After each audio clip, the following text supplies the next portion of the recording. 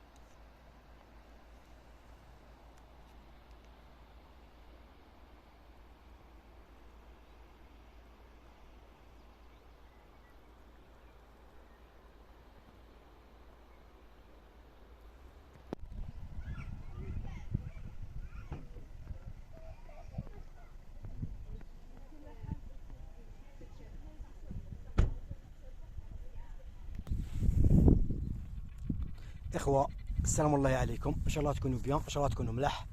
اليوم رانا متواجدين بولاية عين دفلة وبالضبط بمدينة تعريب، وراح نعرفكم على واحد من اجمل السدود بالجزائر، ماشي بالولاية بالجزائر، وهو سد تعريب او سد محمد بن طيبة.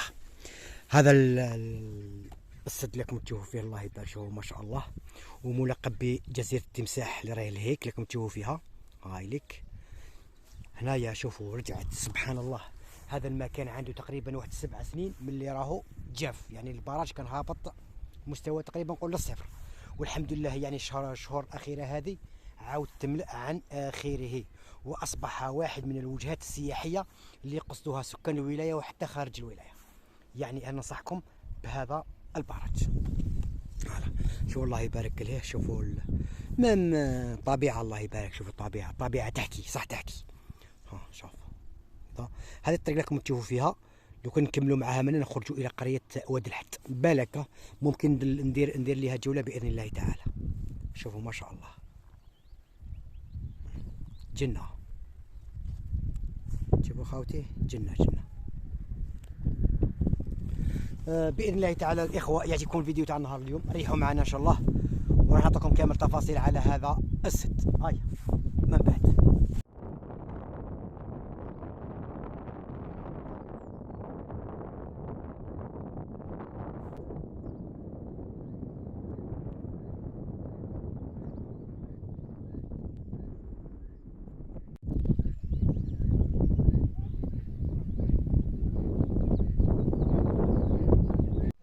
نزيدو نشوفوا المنظر من جهه اخرى ولا من كوتي خلاف. شو الله يبارك، هذه تبان كيما راس تاع التمساحه. شوفوا ما شاء الله. كاين جماعه كيما راكم تشوفوا رايحين يديروا لي روندوني كامل منه مع هذا المسار. شوفوا جنة الله يبارك ما شاء الله.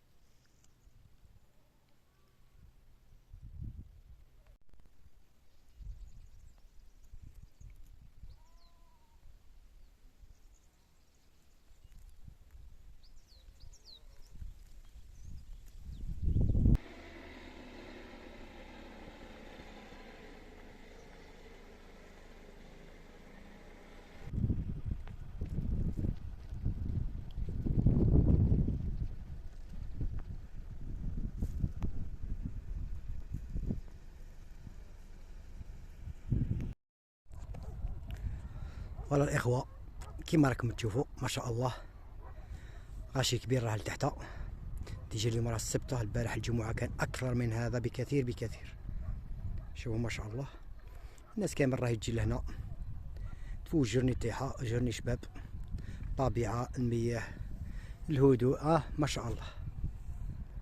ندور الكاميرا من هنا. شوفوا ما شاء الله، شوفوا ديجا جماعة وراهم مفرشين لهيك. شوفوا الله يبارك ما شاء الله، مكان يستحق زيارة. نزيد نوريكم المنظر من هنا، الجسر الثاني اللي راه لهيك كامل. شوفوا الغش الله يبارك لا يطلع من هذا الكوتي اللي منا ما شاء الله. هذا هي طلع لكم تشوف فيها طلعت الدوزيام تاع الجسر الثاني. كم تشوفوا هذاك الجسر، من هذاك الجسر طلعوا الجسر الثاني فيه الدخله هذه ما شاء الله.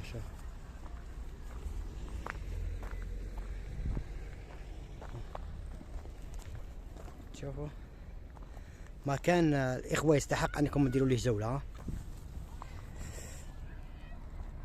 شوف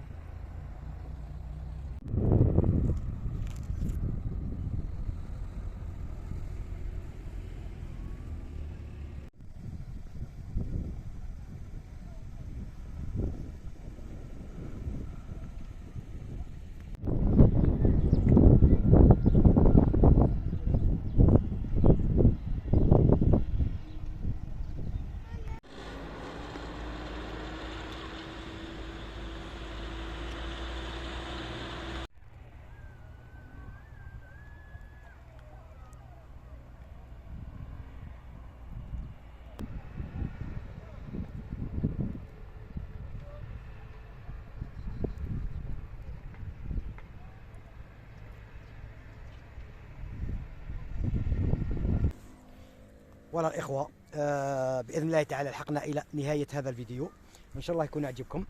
وش نقول لكم، مرحبا بكم في براج عريب أو سد محمد بن طيبة ببلدية عريب ولاية عين دفلة. كما ذكرت لكم اللي راهو تقريبا نقول الوجهة السياحية رقم 1 بالولاية، وهم يقصدوه تقريبا معظم الولايات. براج صدقوني يا جماعة غير يستاهل أنكم تديروا ليه جولة. مرحبا بكم مرحبا بكم. الطريق ليه سهله، روت ناسيونال عندكم نص ساعه من روت ناسيونال لهنا، ماشي بعيد بزاف. من روت ناسيونال تخرج الطريق الوطني رقم 4 مباشره لعريب. شوف المنظر، شوف كناية نحكي لكم ماشي كما تشوفوا بعينيكم. شوف